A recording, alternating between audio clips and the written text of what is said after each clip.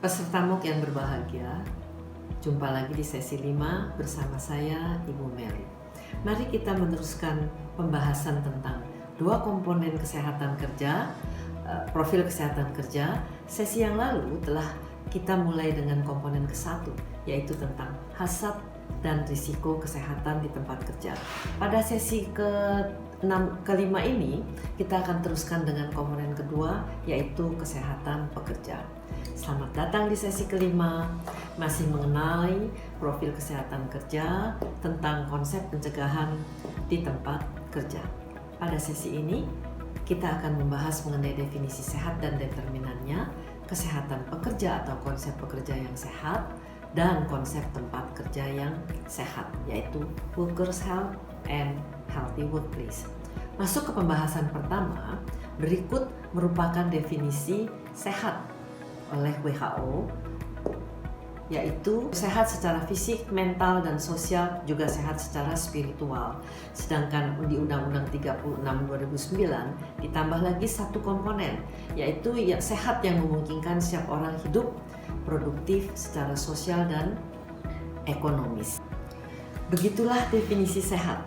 Dan eksistensi manusia sehat ditambah lagi komponen sehat secara sosial, secara emosional, secara sensual, dan secara seksual. Itulah modal dasar bekerja sehat. Sehat sebagai modal dasar untuk bekerja. Ini adalah Mandala of Health, menjelaskan tentang determinan kesehatan. Di sini ditambah satu faktor, yaitu faktor kerja dari teori Bloom sebelumnya. Selain perilaku, genetik, lingkungan, dan fasilitas kesehatan sebagai dasar pengetahuan dalam kesehatan kerja. Sekarang kita masuk dalam bahasan mengenai konsep pekerja sehat atau workers' health. Di tempat kerja, manusia berinteraksi dengan teman sekerjanya, atasannya, dan manusia lainnya, dengan lingkungan kerjanya yang nyaman maupun penuh bahaya, dengan peralatan kerja, pekerjaan, dan segala aktivitasnya, serta pengorganisasian pekerjaan dan budaya kerja dalam satu sistem yang spesifik untuk masing-masing tempat kerja.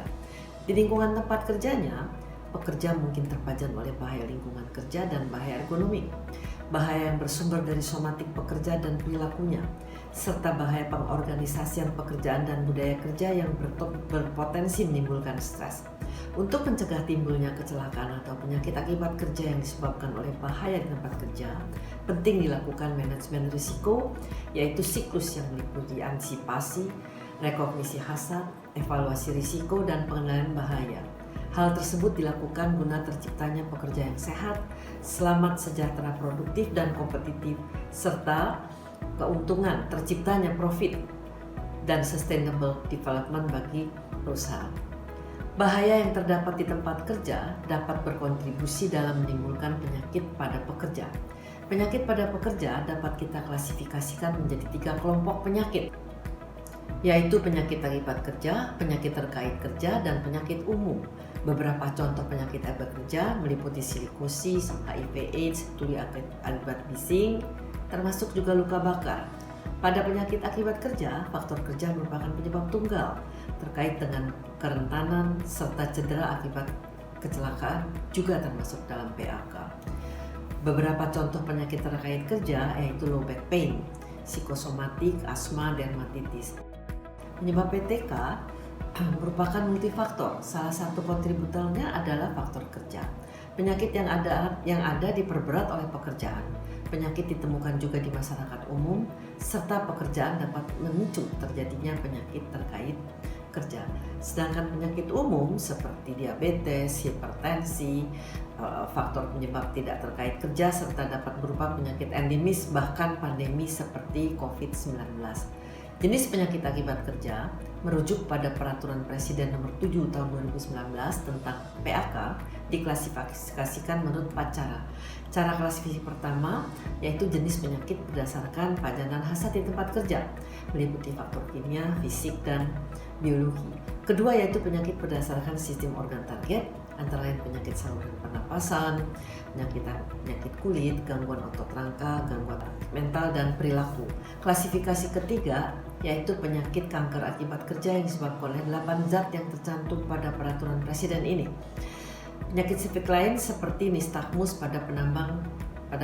Selain itu, diagnosis PAK dapat ditegakkan apabila ada hubungan langsung antara pajanan dengan penyakit yang dialami oleh pekerja yang dapat dibuktikan secara ilmiah dengan menggunakan metode yang tepat. Berikut beberapa jenis PAK, PTK menurut agen penyebab. Contohnya, kebisingan menyebabkan penurunan pendengaran, getaran mengakibatkan white finger dan hemolisis. Hiperbarik pada penyelam dapat mengakibatkan penyakit kaisong. Suhu ekstrim panas dapat menyebabkan heat stroke dan heat cramp. Suhu ekstrim dingin menyebabkan frostbite. Sedangkan ultraviolet dikenal dapat menyebabkan kanker dan menyebabkan kelainan katarak. Radiasi pengion menyebabkan penyakit leukemia, anemia plastik, serta kelainan genetik. Selanjutnya, berikut ini berupa jenis penyakit akibat kerja atau penyakit kerja menurut organ atau sistem dan penyebabnya. Contohnya kita ambil PAK pada sistem organ paru.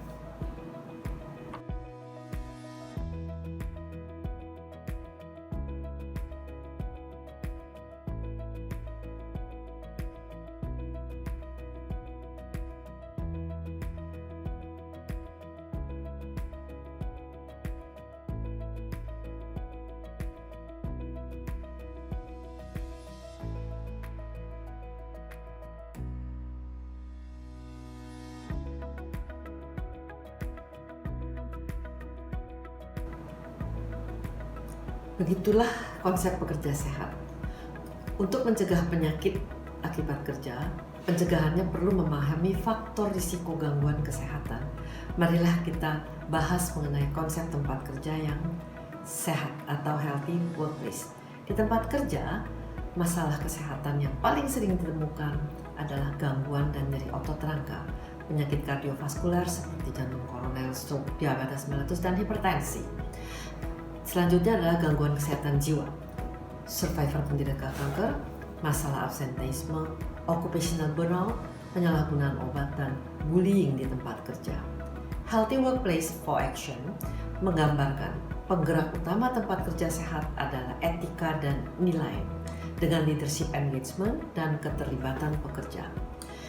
Dengan siklus aksi mobilisasi segala sumber daya, membentuk tim penggerak, implementasinya dimulai dengan melakukan penilaian, kemudian menyusun prioritas, dilanjutkan dengan plan, do, diteruskan lagi dengan evaluasi dan improvement. Siklus action ini mengelola lingkungan kerja, fisik, psikis, sumber dan fasilitas kesehatan, serta keterlibatan komunitas. Selain itu, ini adalah konseptual struktur kesehatan kerja yang menggambarkan pekerjaan berdampak pada kesehatan manusia yang bekerja dalam organisasi dalam suatu sistem yang mungkin terdapat berbagai jenis hazard. Semua ini harus dapat dikendalikan untuk minimasi risiko dengan cara memahami hubungan sebab akibat untuk mencapai kesehatan. Kunci tempat kerja yang sehat meliputi partisipasi pekerja, work-life balance atau keseimbangan pekerja dan kehidupan, pengembangan kerja, keselamatan dan kesehatan kerja, serta employee recognition atau pengakuan terhadap pekerja. Berikut ini adalah tautan dan sumber informasi yang dapat memberikan Anda informasi lebih mengenai sesi ini. Begitulah konsep healthy workplace. Ini sebagai penutup sesi kita kali ini. Adik-adik sekalian, pada sesi selanjutnya kita akan mengetahui lebih dalam tentang konsep manajemen risiko kesehatan dalam aplikasinya di kesehatan kerja dan konsep pencegahan gangguan kesehatan dan best practice-nya. Jika ada pertanyaan, boleh disampaikan melalui tautan emas. Semoga adik-adik tetap sehat dan semangat. Sampai berjumpa di sesi berikutnya. Terima kasih.